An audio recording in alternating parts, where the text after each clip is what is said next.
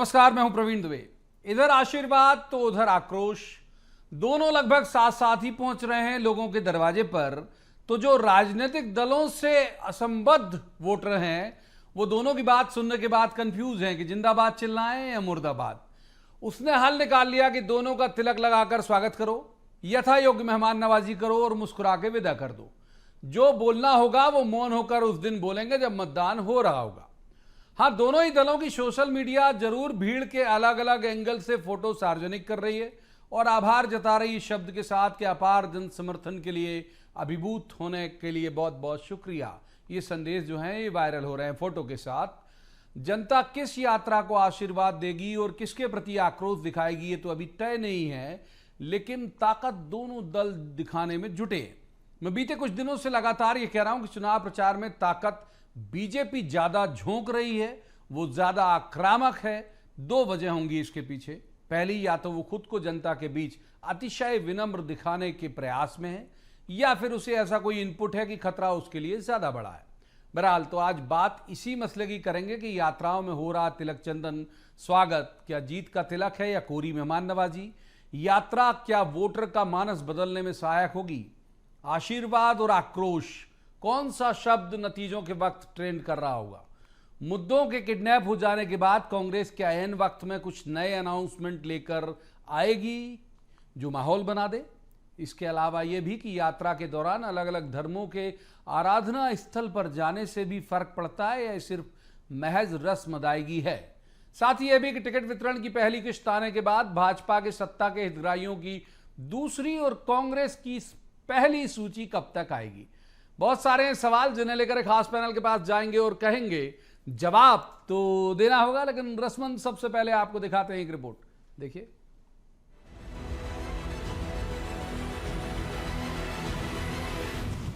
पहले इन दोनों तस्वीरों को देखिए। एक में आपको सत्ता पक्ष दिख रहा होगा तो दूसरे में विपक्ष। जाहिर है कि जब ज्यादा सामर्थ्यवान और आक्रामक सत्ता पक्ष है तो बात पहले उसी की करेंगे। बुलडोजर से जब फूल बरसते हैं तो कसम से पौराणिक काल की याद आती है कि आसमान से देवी देवता पुष्प वर्षा कर रहे हैं। बुलडोजर शक्ति का, सामर्थ्य का, आतताइयों के विनाश का प्रतीक है। इसका नाम के साथ विशेषण के तौर पर जुड़ जाना रुतबे में 4 नहीं कई चांद लगा देता है। भाजपा की जनाशीर्वाद यात्रा में भला ये कैसे पीछे रह जाता। आपने गौर किया होगा कि शुरुआती दौर में शिवराज जी की विनम्र, महिलाओं के प्रति संवेदी और परिवार के किसी सदस्य की तरह भूमिका वाली ब्रांडिंग की गई थी। फिर यात्रा के अगले बल्कि लगभग अंतिम चरणों में उन्हें गलत काम करने वाले लोगों के प्रति कठोर दिखाने की बारी है। एमपी में हालांकि बुलडोजर चला भी जरूर, मगर वैसी ख्याति नहीं ला पाया जैसी इसने उत्तर प्रदेश में पाई थी। प्रचार विभाग ने कोशिश जरूर की कि बुलडोजर को यहां भी मुख्यमंत्री से संबद्ध किया जाए, मगर ये हो न सका। खैर, तो बीजेपी कोई प्रतीक और उपमान नहीं छोड़ना चाहती इस यात्रा में, इसीलिए भले ही फूल बरसाने के बहाने, लेकिन वो बता देना चाहती है कि उनके नेता शिवराज सिंह चौहान की छवि क्या है। कांग्रेस की जनाक्रोश यात्रा के बारे में बीजेपी की राय क्या है, ये सुनिए शिवराज जी की जुबानी। हमने निकाली आशीर्वाद, जनता का आशीर्वाद मिले। ये विनम्रता का भाव है क्योंकि जनता हमारे लिए भगवान जैसे है। उसकी सेवा के जनता की सेवा के लिए राजनीति कर रहे हैं। और ये जो भाजपा को समर्थन मिल रहा है उससे घबराए हुए कांग्रेसी आक्रोश यात्रा निकाल रहे। आक्रोश शब्द सुनने में बुरा लगता है। अब आशीर्वाद का भाव देखिए। आशीर्वाद की बात करेंगे तो स्नेह, प्रेम, आत्मीयता, बड़े आपको प्यार दे रहे हैं, दुलार दे रहे हैं। और आक्रोश मतलब आप अंदर से खुद ही जल रहे हो। तो कांग्रेसी अंदर से जल रहे हैं, बौखला रहे हैं। इसलिए और कोई अच्छा नाम नहीं सोचा। कांग्रेस भी अलग अलग स्थानों से बीजेपी की यात्रा के जवाब में जनाक्रोश यात्रा निकाल रही है। उसके अलग अलग नेता अलग अलग इलाकों में उन्हीं प्रतीकों, उपमानों का इस्तेमाल भी कर रहे हैं जिनका उन्हें जवाब देना है। मसलन उन पर हिंदू विरोधी होने के जो आरोप लगते हैं उसके जवाब में यात्रा की शुरुआत से पहले ही किसी मंदिर में दर्शन, भगवान का आशीर्वाद लेना, फिर बीजेपी की नीतियों की आलोचना करना। जाहिर है कि यहाँ भी बुलडोजर को होना ही था और है भी। यहाँ भी उसके पास है तो फूल बरसाने की ही जिम्मेदारी, लेकिन बुलडोजर का होना ही ताकत का पर्याय होता है। अब कांग्रेस को सुन लीजिए, बीजेपी की यात्रा को लेकर उसके भाव क्या है। जन आशीर्वाद यात्रा की स्थिति आप देख लीजिए। जब शुरुआत नीमच से हुई थी, आपको पता होगा कि किस तरह से नीमच जिले में भ्रष्ट सरकार को जनता ने कैसा आशीर्वाद दिया, आपको पता है। माननीय मुख्यमंत्री जी, आपको आशीर्वाद नहीं, आपको तो माफी यात्रा निकालनी चाहिए। 18 साल की कार्यकाल के बाद भी आज प्रदेश की जनता अपने हक की लड़ाई लड़ रही है। एमपी में ये यात्राओं का मौसम है। जन आशीर्वाद लगभग समापन की तरफ है और जन आक्रोश शुरू हुआ है। ये भले ही नाम है यात्राओं के, लेकिन दोनों दलों की चरम मंशा यही है कि वोटर के दिमाग में बैठ जाए और फिर ईवीएम मशीनों से उनकी ही छत में बारिश हो वोटों की। हालांकि अभी ये कहा नहीं जा सकता कि वोटर को किस यात्रा का नाम इस सीमा तक पसंद आया है। अभी तो वोटर घर आए मेहमानों को तिलक चंदन लगाकर आवभगत करने में ही व्यस्त है और अपना मुंह वो मतदान के दिन ही खोलेगा। Bureau report, BSTV। तो पहले उन खास मेहमानों का परिचय जिनके साथ हम इस चर्चा को आगे बढ़ाएंगे। हमारे साथ है मृणाल पंत, कांग्रेस के विद्वान ऊर्जावान प्रवक्ता हैं।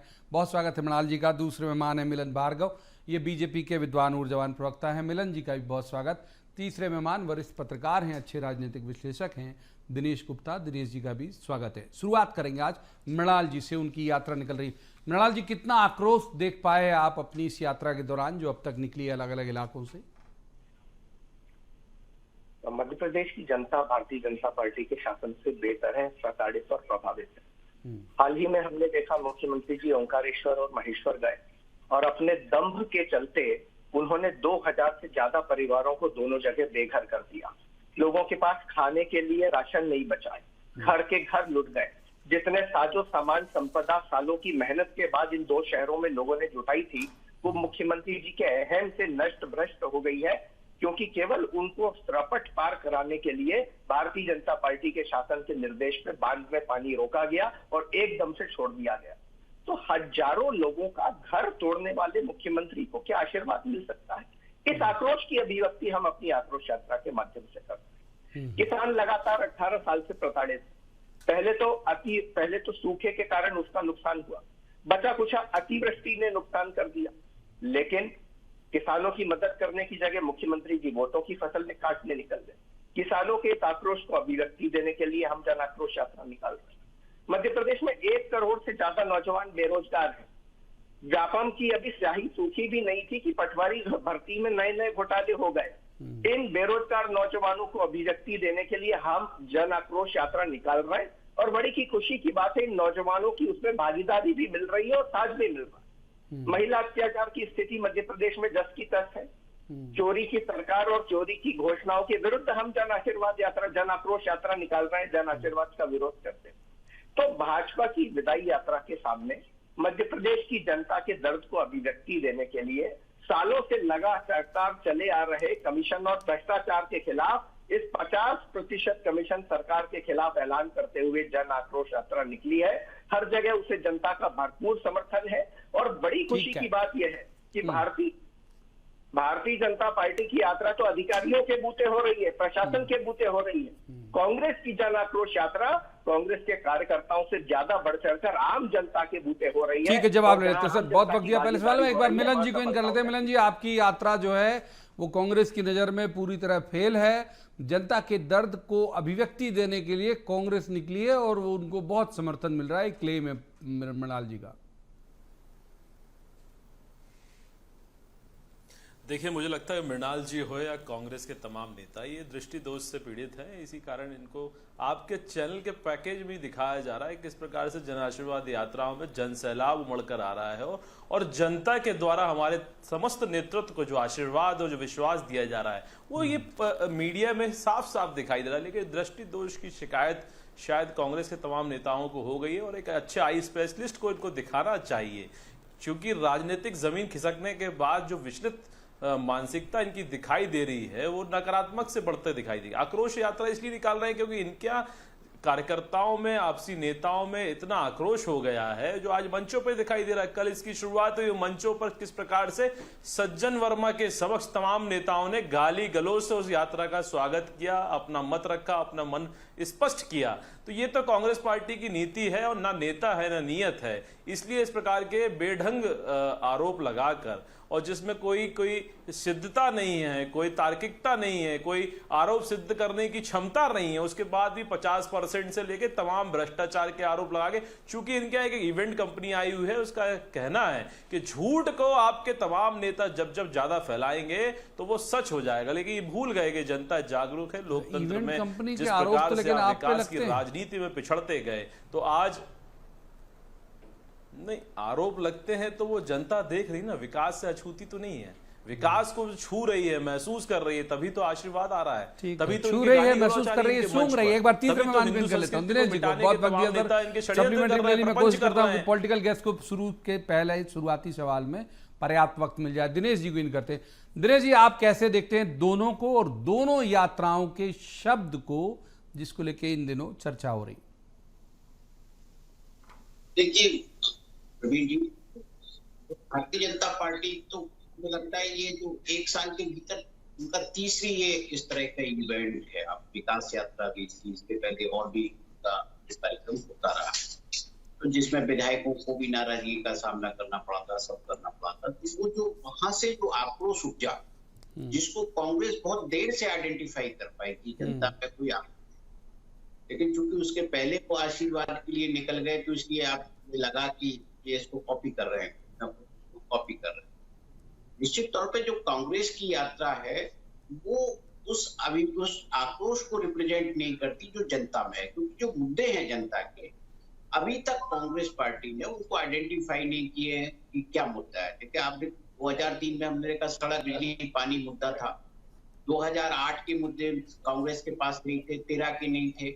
18 में जब परिवर्तन था तो कांग्रेस ने उसको कैच किया था। लेकिन अभी क्या हो रहा है, अभी कांग्रेस ने जितने आरोप लगाए, जितने मुद्दे उठाए, उसको वो खुद कंटिन्यू नहीं रखते। और ये जो जब उसके पास मुद्दे नहीं होंगे तो कैसे वो आक्रोश करेगा? उसका जो गारंटी कार्ड है, वो गारंटी कार्ड ही आज की तारीख में हमको कहीं दिखाई नहीं देता। क्योंकि वो भी आप देखिए ना कि जो आशीर्वाद यात्रा के साथ चला गया, जिस पर इतनी भीड़ दिख रही है आपको, तो वो आशीर्वाद यात्रा के साथ चले गए। तो कहीं ना कहीं ये इनकी जो स्ट्रेटजी है कांग्रेस पार्टी की, वो कहीं भी इसमें फिट होती हुई दिखाई नहीं दे रही। लेकिन चूंकि आपको मोबिलाइज करना है और आपको दिखाना है कि हम जनता के बीच जा रहे हैं, तो ये कोशिश है। आप देखिए, भारतीय जनता पार्टी जिस तरह से मैनेज करती है चीजों को, जिस तरह से वो बिल्कुल आप ये देखिए ना अपना पूरी सीन क्रिएट करती है, वो कांग्रेस नहीं कर सकती। क्योंकि कांग्रेस में आप अलग अलग अंचल में यात्रा चल रही है, एक तारतम्य नहीं दिखता। आप सेंट्रल लीडरशिप नहीं है, कौन इस इलेक्शन, कौन इन यात्राओं में है।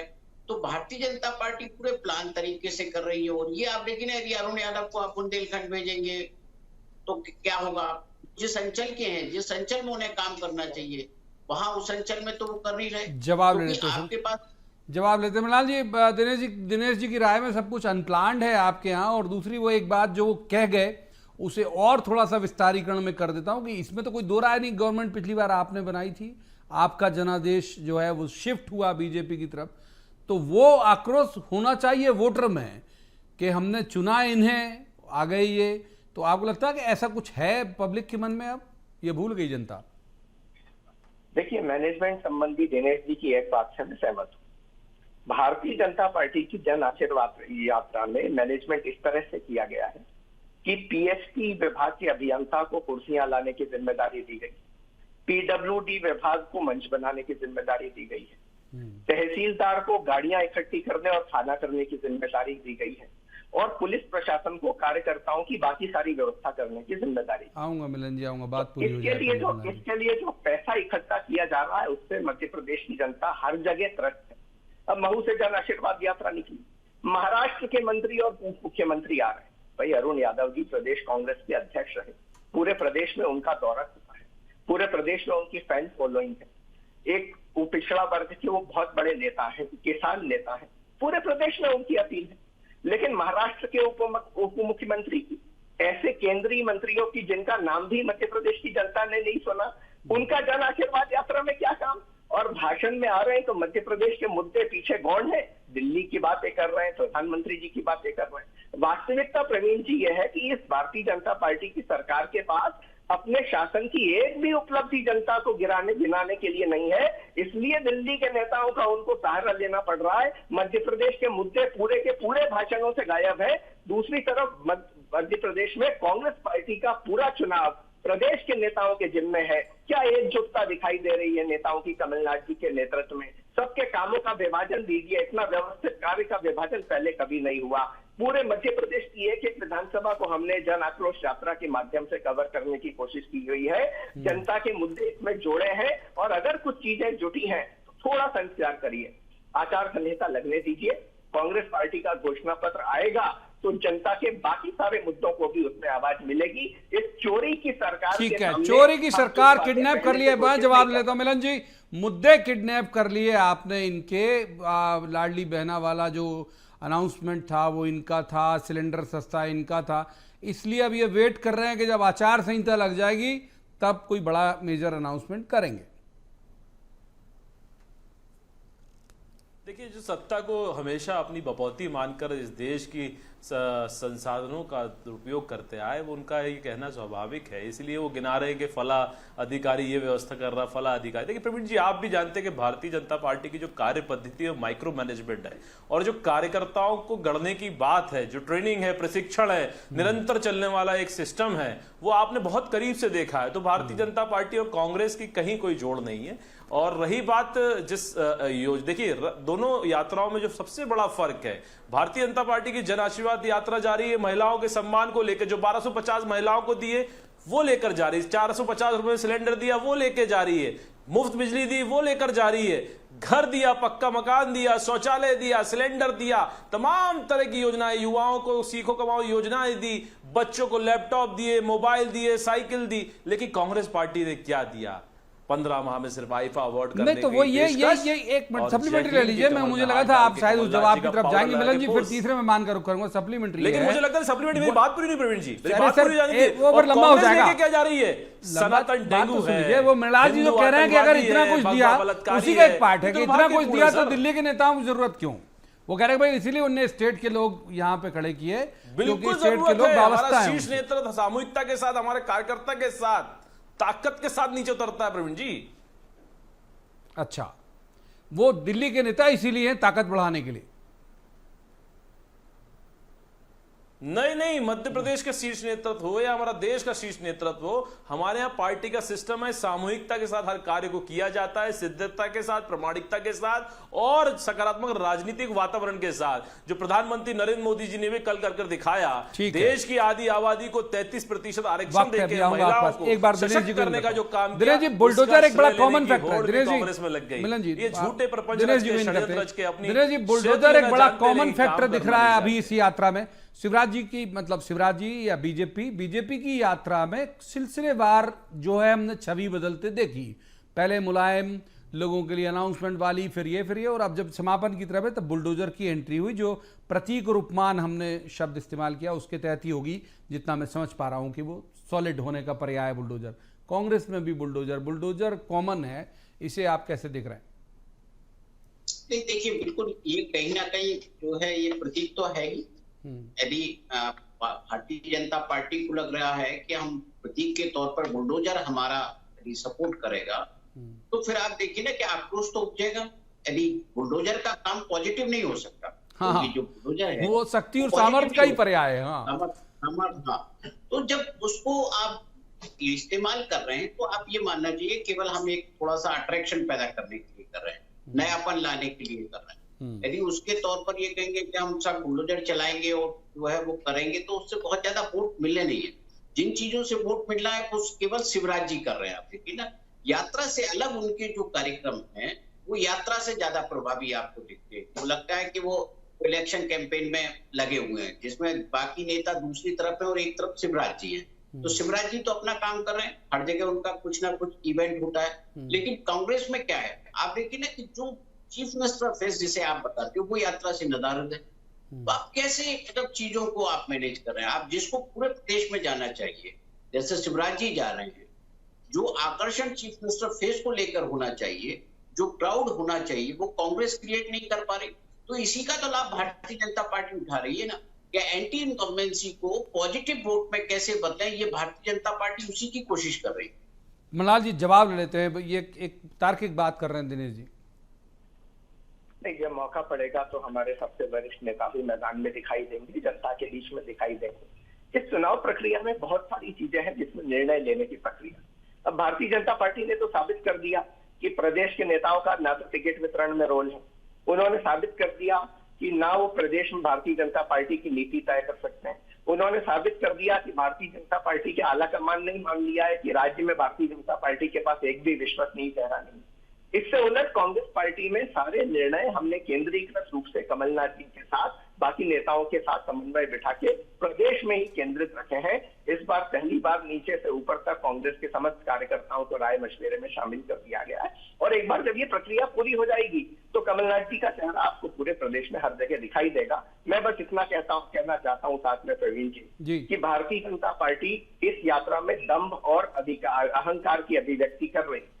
हम इस बुलडोजर संस्कृति का विरोध करते हैं जिसने सागर में दलितों के घर गिराए थे। आखिर क्या साबित करना चाहती है भारतीय जनता पार्टी बुलडोजर दिखा के?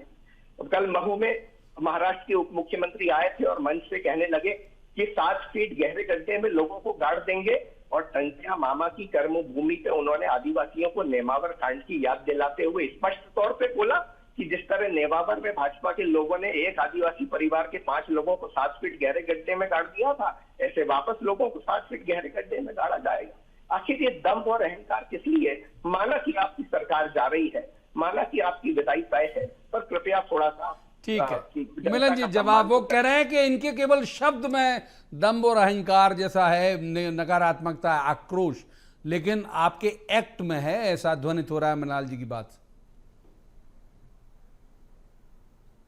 निश्चित रूप से मृणाल जी को अहंकार की परिभाषा शायद कांग्रेस पार्टी ने सिखाई, इसलिए वो दम भर रहे हैं। लेकिन उनको ये नहीं भूलना चाहिए कि उनके महिलाओं का जिस प्रकार से अत्याचार कांग्रेस पार्टी ने किया है और असम्मान किया है, आज आक्रोश रैली के पोस्टर में देख लीजिए, किसी महिलाओं को स्थान नहीं दिया, महिला नेत्री को स्थान नहीं दिया, किसी आदिवासी महिला को स्थान नहीं दिया, किसी अनुसूचित जाति वर्ग से आने वाली किसी महिला नेत्री को स्थान नहीं दिया। तो ये इनका बताता है कि दम और अहंकार की श्रेणी में आता है, क्योंकि इनके कमलनाथ जी तो कहते हैं कि महिलाएं आइटम होती हैं, और कांग्रेस के तमाम नेता जो दिग्विजय सिंह जी हैं वो तो टंच माल तक कहते हैं, और सज्जन वर्मा है जो कहते हैं महिलाएं तो बच्चा पैदा करने की मशीन है। तो ये होना, इनका विचलित होना स्वाभाविक है, इसी को दम और अहंकार कहते हैं। इसलिए मृणाल जी को थोड़ा परिभाषा पढ़नी चाहिए, सीखनी चाहिए। अच्छे व्यक्ति हैं, अच्छा बोलते हैं, लेकिन झूठ और प्रपंच को इतना सजा कर लाएंगे तो जनता तक छुएगा नहीं। जनता तक जो छुएगा वो विकास छुएगा, जो पक्के मकान दिए, शौचालय दिए, विकास दिए, इंफ्रास्ट्रक्चर दिया, सड़कें दी, बिजली दी, और जो अस्पताल इंफ्रास्ट्रक्चर में उद्योग दिए। जिस प्रकार की स्थितियां मध्य प्रदेश में 2003 पे पहले थी, आज 2023 में खड़े हैं। मध्य प्रदेश की जनता को वो छुएगा। ये प्रपंच और षड्यंत्र को आप जितना सजा कर लाएंगे और सोचेंगे कि जनता के बीच परोस कर हम झूठ फैलाएंगे और जनता का वो एक छोटा जवाब मृणाल जी का, छोटा जवाब, फिर दिनेश जी छोटा जवाब मृणाल जी, छोटा जवाब। इसी कारण से इसकी नींव कमलनाथ जी ने रखी। इंदौर और भोपाल की मेट्रो हो तो कमलनाथ जी ने चालू, महाकाल लोक और ओम सर्किट और धार्मिक विकास हो तो कमलनाथ जी ने चालू किया, बिजली के बिल में राहत देने का काम कमलनाथ जी ने किया, जनोपयोगी योजनाएं और स्थानीय निकायों के लिए नई योजनाएं रोजगार की कमलनाथ जी के कार्यकाल में सृजित हुई। भारतीय जनता पार्टी सबका दिनेश जी का टर्न, दिनेश जी को इनका लेते। बस ये एक आखिरी बात, एक जल्दी अनुरोध करना चाहता हूँ, नीमच में जन आशीर्वाद यात्रा के प्रति लोगों का गुस्सा फूटा। आपके माध्यम से प्रदेश की जनता से अपील है, कृपा करके पत्थरबाजी न करें, कृपा करके अपना रोष इस तरह जाया न करें। ठीक है, रोज जाया न करें। दिनेश जी को इन करते सर, दिनेश जी को इन करते। दिनेश जी, पिछली बार हमने देखा कि जो मतलब पब्लिक है, ये एक आकलन हम सब लोगों का था, थोड़ा सियासी समझ रखने वाले लोगों का था कि माफ करो महाराज, हमारा नेता शिवराज बीजेपी को उल्टा चल गया, क्योंकि उसमें एक अहंकार और एक गुस्सा जो है वो झलक रहा था। ये शब्द में आज इनकी दोनों की यात्राओं के शब्द को लेकर आपको लगता है कि कुछ उसका रिएक्शन होगा? देखिए, रिएक्शन तो ऑलरेडी है, ऐसा नहीं है कि रिएक्शन नहीं है। आप देखिए कि भारतीय जनता पार्टी आशीर्वाद यात्रा निकाल रही है, लेकिन क्या हो रहा है, उनके नेता छोड़ के जा रहे हैं। तो वो जब अपने घर में ही चीजों को मैनेज नहीं कर पा रहे, तो फिर आशीर्वाद की अपेक्षा आप कैसे रखते? सबसे बड़ा विषय तो वही है ना, नाराजगी। जिस आक्रोश की अभिव्यक्ति कांग्रेस पार्टी नहीं कर पा रही, वो आक्रोश तो दिख रहा है कि भारतीय जनता पार्टी से एक महिला उसके कार्यालय से निकलती है और वहां माथा टिकाती है और देहरी छू के जाती है, वो देहरी को प्रणाम करती है। जाती है। आप देखिए, एक महिला उमा भारती कहती है कि मुझे बुलाया नहीं गया। तो आपके यहाँ जो आक्रोश है, असंतोष है, वो आप आशीर्वाद में कैसे कन्वर्ट करेंगे? विषय तो यही है, एंटी इनकम्बेंसी की जो बात हो रही है कि आपको इतना आक्रामक तरीका क्यों अपनाना पड़ रहा है कि लगातार आपको 1 साल हो गया, आप केवल एक ही काम कर रहे हैं, चुनाव चुनाव चुनाव, इसके अलावा कुछ नहीं कर रहे। ठीक है। तो नाराजगी नहीं होती तो क्या आप अभी तक हजारों करोड़ रुपए की पीवीज दे चुके होते क्या? ठीक बात है, बड़ी बहुत बहुत महत्वपूर्ण बात बोली, लेकिन माफ कीजिए वक्त इतनी चर्चा की इजाजत देता है। बहुत बहुत शुक्रिया तीनों मेहमानों के इस चर्चा में शामिल होने के बाद। मैं सहमत हूं दिनेश जी की बात से कि सूंघ लिया बीजेपी ने कि किस तरह का माहौल है पब्लिक के बीच में, इसीलिए आक्रामक तरीके से वो कैंपेन कर रहे हैं और उसे आशीर्वाद का नाम दिया है। और कांग्रेस जो जनाक्रोश निकाल रही है उस पर भी दिनेश जी की बात ये सही है कि क्या उस आक्रोश को चैनलाइज कर पाएगी कांग्रेस, क्या होगा ये वक्त बताएगा। आज की चर्चा में इतना ही, कल किसी खास मसले पर खास पैनल के साथ बैठकर कहेंगे जवाब तो देना होगा। आप देखते रहिए BSTV।